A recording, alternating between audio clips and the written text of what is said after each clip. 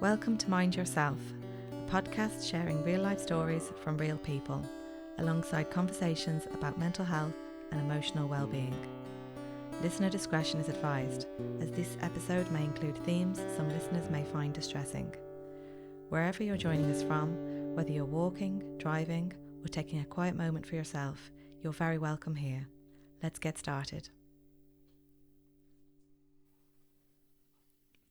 Lisa Browne, you are very welcome to the Mind Yourself podcast here at Four Swans. You are the founder of My Mind and Me Kids, but you actually began your career as a primary school teacher. I did. And I'm wondering, what was it that you were witnessing in classrooms that kind of planted the seeds for the work that you're doing today? And maybe tell us a little bit about the work that you do. Yeah, so thanks for having me. So I just noticed I was 15 years in the classroom. I've been on career break for the last 2 years, so kind of 17 years since I've started. And the difference in the classroom is just completely different. The anxiety, the overwhelm, the emotional dysregulation in children, it's just a different job nowadays with children. And I think academically that's what you're there to support the child with as well, but it's so much more than that now. You have like so much more kids with special needs and sensory overload and behavior, and I could just keep going on. It's just such a different job. And I had parents knocking my door down looking for support for their child. So that's what kind of planted the seed for My Mind and Me Kids. And I still remember, I can still picture in my mind the conversations with teachers, my colleagues kind of saying, I'd like to do this and I'd like to do this. And I always wanted it to be an holistic approach where I suppose from my background, I realise, that we can work with the children, but they need it from all areas of their life, parents, schools, teacher, where it's really a holistic approach. So that's where the seed was planted, and it took maybe about a year to kind of get it going. I had no roadmap. I had no idea how I was going to do it. And it just keeps building and building. And it's amazing the support I feel I'm given to parents, schools and children now, which is so badly needed, I feel. Lisa, you spoke there about emotional regulation of children. Tell us a little bit about that, and maybe what adults maybe don't understand about the emotional regulation of children. Yeah, so that's where when I work with children, that's kind of like my end goal, as in where they'll be able to regulate their emotions independently by themselves. But before that, like, children borrow our nervous systems. They don't. It takes a while for it to develop for them. So I'm working with them to help them name their feelings, understand their feelings, and then when they can do that, to be able to regulate their feelings. So it's like a step in process that you have to do, and all the activities that I would do with them is building them up to emotional regulation where they can support their emotions by themselves. You mentioned that creativity, movement and play can help with this process for children. Can you tell us a little bit about why that's necessary for children, as opposed to maybe talking about their emotions? Yeah, I feel so many children find it hard to talk about their emotions. They shut down, they bottle them up, and they don't have the language to talk about them. It's not sometimes that they are bottling them up, it's that they don't have the language. So we need to teach them. So everything that I do, is through art and play, and I'm also yoga trained as well. So yoga and breath work. And like I always say to parents in all my workshops that I do and all my school classes that I do as well, the children have hands-on things that they can take back with them. So like they'll have emotional check-ins. So instead of saying, what are your feelings today, and getting children to talk about it, that they have a tool that they can use, whether it's feeling puppets and putting it into the house, or heart doors, or so everything's done where they're communicating through hands-on for kinesthetic learner, which they learn by doing, not by listening, is what I feel. Can you give us some more examples of the particulars of the types of things that you do in your workshops with them? Yeah, so one of the things that I would do for naming the emotions is that the kids love this. I always have like a little heart teddy. It's literally from IKEA. They love it.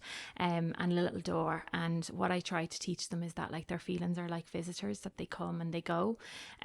So again, it's all visual for them as well, where I have all the little puppets and we open the door of the heart and say happy is inside our heart or nervous is inside our heart, but it doesn't stay forever. It's like a visitor. So it's like visitors come to your house.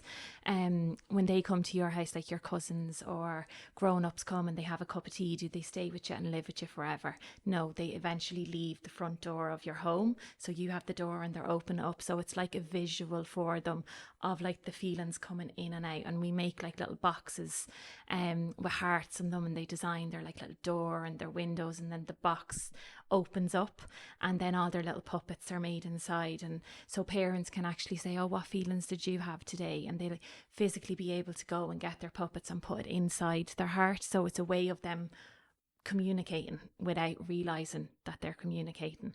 And I always encourage even parents to do this with the child, so they're modeling this for the child as well. Oh, well, I had a sad day today, so I'm going to put sad in my box because I felt sad because X, Y, and Z. So it's child appropriate. And that's what I do in my workshops. Like I'd always give examples to the children of how, you know, I was feeling, and that even I'm an adult and I could have S&As in the room with me, and I would even turn to the S&A and say, oh, what's your feeling? So I'd always include the adults in it as well, so the children realise, oh wow, the adults have these feelings too, so that they're all normal and that all feelings belong. I love that, Lisa. And as well as being a teacher, you're also a mum of 3 Yes. yourself, aren't you? Has being a mother influenced your work, do you think? That lived Absolutely. experience, yeah. Yeah, absolutely. And you know, it's funny, I look at my eldest is 14 and my youngest just turned 7 last week, and I look at so many things I did wrong with my older child, but I just didn't have the awareness. It's just all about awareness, and I didn't have the awareness, and we're all doing the best that we can. But now that I have the awareness and the training behind me, I'm like, oh my god, I did that wrong and I did that wrong. And yeah, so it's a big thing for me, and I really feel like since I've done this training and I've done so much work on myself as well, that we live in a different home now from what I've done. I used to be Sergeant Major in my house, as I'm completely different now because I've brought mindfulness into my own life as well. What are some of the signs that a child might be emotionally overwhelmed? So a big thing would be, like, as I would always say, and when I go into schools as well, is behavior. Behavior is a massive thing, where I always say behavior, there's always a story behind the behavior. So I don't want to do this. It's like when they're screaming or when they're shouting, or I don't want to do this, it's them trying to communicate with us, I don't feel safe, or I feel overwhelmed, or it could be sensory, where it's the lights or the noise in the room. So behavior for me is always a thing to look out for, where it's not, you know, I'm being naughty or I'm being bold, kind of. It's more of I'm looking, it's an unneed met that they need to be met. So behavior is a big thing for me. And Lisa, what do you think are the main challenges of modern parenting now? Because we live in a very different world to the one that we would have grown up in ourselves, don't we? Yeah, absolutely. And I think it's the overstimulation for children. And also as well, us as parents, like, life is so busy for us as well. I think back kind of when I was growing up, I know like a lot of mums would have stayed at home. I know some dads too, but a lot of mums would have stayed at home. And again, coming back to where kids were co-regulating with the children, where they're borrowing our nervous systems. And again, back to my house being a different house now since I brought this into my life. Like, it was just manic in my house. It was just crazy. The morning time, screaming, roaring, get your shoes, get your coat. So our kids are getting dysregulated by all of that as well. So just life is busy, and I always say, like, overstimulation, that kids don't know how to sit still. It's constantly go, football matches, dancing, gymnastics. Do you know, it's go, that they don't know how to just sit. It's a big thing. And I think, like, even my example, I was only speaking to my dad yesterday, and he was saying back in his day, like, there was no such thing as like summer camps or, after school activities, or you just came home and you just played on the street and you played your rounders and you tipped the can, and that was it. It's a different world now completely that we live in. And it's reflected in our classrooms as well, isn't it? What sort of challenges do you think teachers are facing on a day-to-day basis in their work? Oh, I just think, like, it's not just academics anymore. Like, I think back to when I first started teaching, a lot of it for me would have been differentiation. So differentiation would be looking at the children's needs academically, and saying, right, well, this child needs a little bit more support in this area. I'll put this, say, we would have always went by like, that child could be in the red group, and then there might be kids that would be so much more well able, so you'd need to push them a little bit more. So you were constantly differentiating your work. As that's still happening, and that would have taken up so much of my time when I was doing it, but now you have like so many dysregulation with the emotions, you have behavior, you have sensory, you could keep going on, and there's all of that going on. And I just think it's complete burnout now. And I think teachers are incredible and they work so hard. And I think we're seeing so many teachers saying that they want to leave the profession. And I don't think it's because they don't love their job. I think it's because they don't have the right tools to do their job. And I always look at like the likes of a hairdresser. They need their curly brushes to do their blow dry. They need their scissors to do the proper cuts. It's the same for teaching. We need the support, and the support isn't there. Like, some teachers are in a classroom with up to 30 kids and trying to accommodate so many different things, and it's just complete burnout. You mentioned there about the nervous system and how it's important, for yourself as a parent to regulate your own nervous system, to be able to parent in the way that you want to. Is that also true in the classroom as well? Absolutely. Yeah, absolutely. And that's as well, like, if you're looking at teachers and like you said, that's burnout, like the children are picking up on that energy and the nervous system of a teacher. And definitely that's something that I recognised within myself the last few years of teaching, that it was just constantly go, and the plan and ticking off. And there's just so much that it's very hard for a classroom to be nice and calm nowadays, and it's important. Yeah, sounds really challenging. So Yeah. It does. And so then, Lisa, you made the brave decision to leave your permanent teaching role to build your business. What were the fears that you experienced around that time? Oh, wow. There's a list. So my story would be where I was teaching. I was in a school. I was actually in 3 schools in total. So I was in a school for 2 years. Then I moved to another school for over 10 years. And that was a hard decision to leave that school. And then I went to another school, and I was lucky to get career break then for 2 years. So I didn't have to take the jump straight away. That I was quite lucky with my job that way. And I've recently just resigned. So I've been career break for the last 2 years. And from September now, I've completely gone. I haven't gone in for career break again. But yeah, it's just this stability. It's going into the complete unknown. It's, you have your fortnightly wage coming in like that. I've 3 kids, I have a mortgage, but I just knew that this is what I was supposed to do, and I just really had faith that it was going to work out for me, and I walked by faith, not by fear, and that was a big thing that has just helped me along my way. Was there a particular moment when you just realised this is what I need to do? Yeah. Or did it build? There was. Oh yeah, I could still see the moment. Yeah, I could still. Yeah, I was just. I think, do you know the way they always say that you can only connect the dots by looking back? Mm-hmm. And when I connect the dots looking back, I'm like, oh, that's what that happened.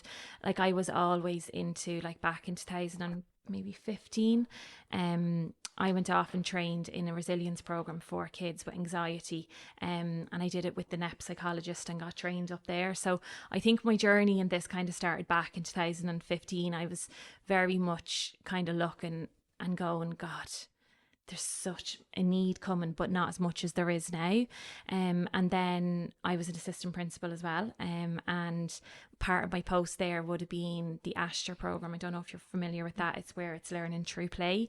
So I was over that as well. So I think between the emotions and then the Asher program, it was all clicking that I started to realize, God, children need to learn through this way, like what you said, that through play and through creativity, they learn more than they do through just a teacher standing at the top of the classroom. And when I got in, probably the last 2 years of teaching, I was in the learn support role. I wasn't in mainstream, and I stepped away a good bit from the literacy and the numeracy groups and was working a lot with the social and emotional groups, because I went back and trained as a creative mindfulness practitioner. So I had all the training there as well, and I was going into classrooms. So the principal at the time, she's retired now, she asked me would I go into classrooms for an hour a day to teach children all about this. And it was just when I was doing that, I was like, I need to be doing more of this. This isn't enough. And yeah, I think that's when the seed was planted. Do you feel that there's enough support within the curriculum for children, or that they need to find the support outside of the school environment? Yeah, and like the new wellness curriculum has come out, and wellbeing, and there's the new amber flag where schools have to, do the wellness programs and all of that. But again, we're back to the burnout of teachers, where all of these initiatives are coming in, but teachers are already burnt out, and academically, they feel under pressure to get through all the academics. And I just always try and say when I'm in schools, because it's coming from my experience, as I would have been a teacher like that as well, where it was like, first thing in the morning, let's start with the maths, let's start with the English. But we need to get them in and get them regulated, because they are never going to learn anything if they're not regulated, because they're in their alarm brain. And when children are in their alarm brains, which is their amygdala, it's kind of like fight and flight. They don't learn. They can't problem solve. They can't reason. They can't talk. They can't. And sometimes we're trying to teach children when they're totally dysregulated. So we need to support them emotionally, and then the academics will follow. It makes so much sense when you describe it that way.